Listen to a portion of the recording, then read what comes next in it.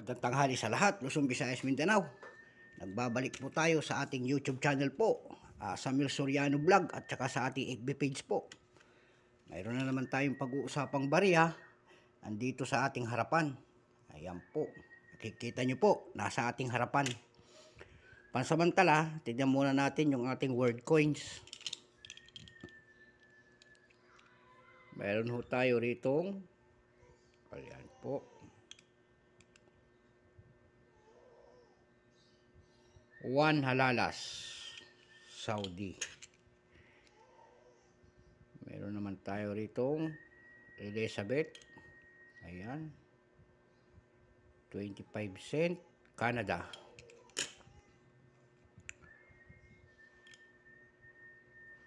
Elizabeth ulit, ayan, years 1987. Meron tayo ulit Elizabeth,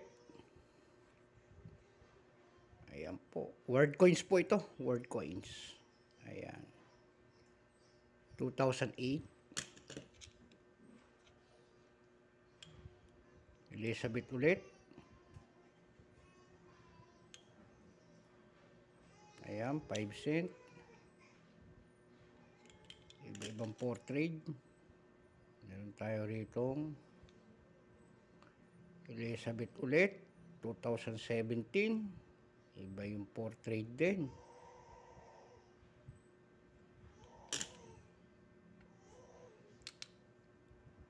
Elizabeth ulit,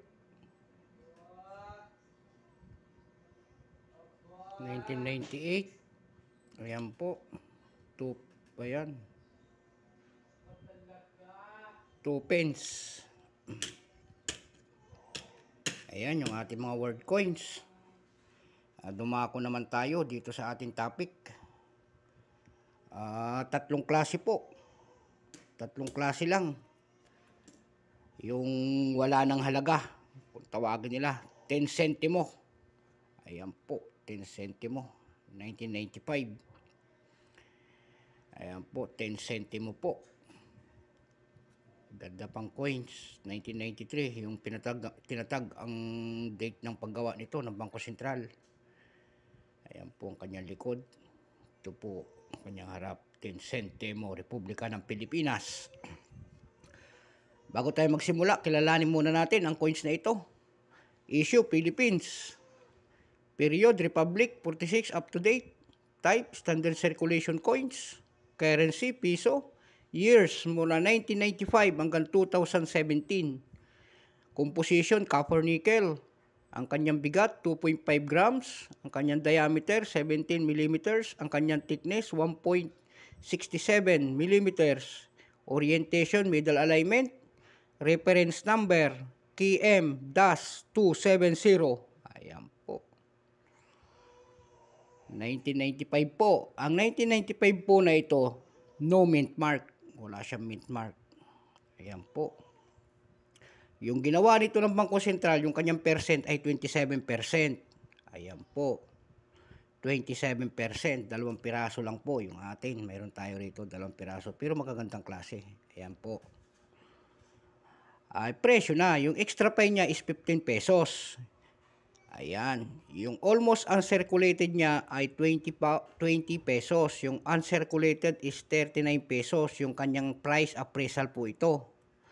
Dako naman tayo sa 1996 kasi 3 years. Ayan, 1996 po. Yung 1996 naman po, 18%. Ang percentage niya. Ang presyo po ng almost uncirculated is 21. Yung uncirculated niya is 22 pesos na. Yung price appraisal kung tawagin nila.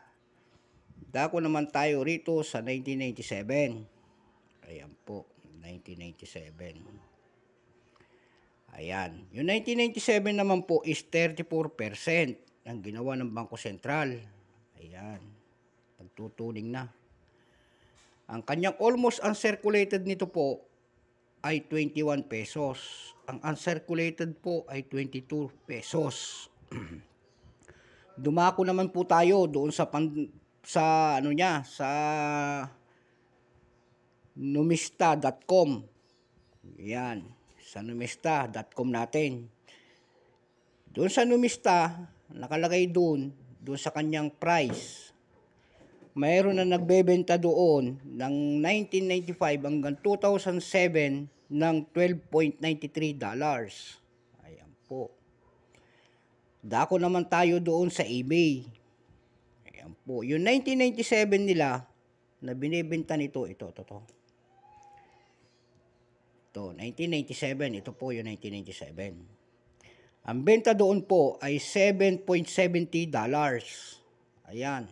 Kahit maliit, nakakapuwing ang presyo. Ayan po, para ma-update tayo sa mga presyo nila. Doon naman po sa carousel. Ayan po, carousel. Nakakita ho tayo doon sa carousel ng 450 pesos.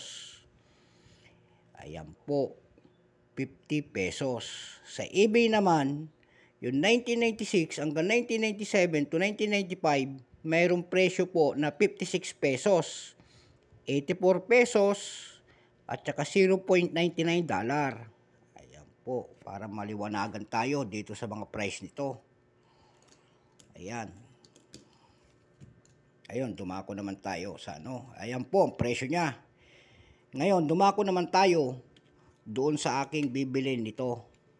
Kasi bibili tayo yung year 1998, 1999, 2002, 2001, 2004, 2005. Ayan po. At saka yung 2003. Ayan. Magsimula tayo sa 1995 hanggang 2005 ang aking bibilin. Ayan po. Dapat gaganitong klase. Ayan. 1995. Magaganda. At hanggang dito na lamang po nagtatapos ang ating sa vlog na ito. Maraming salamat po sa nanonood ng ating YouTube channel at saka sa ating FB page po. Keep safe po at sa ating mga kolektor ng Pilipinas at kung saan kayong panig ng mundo po. At magandang tanghali po sa lahat. I'm back.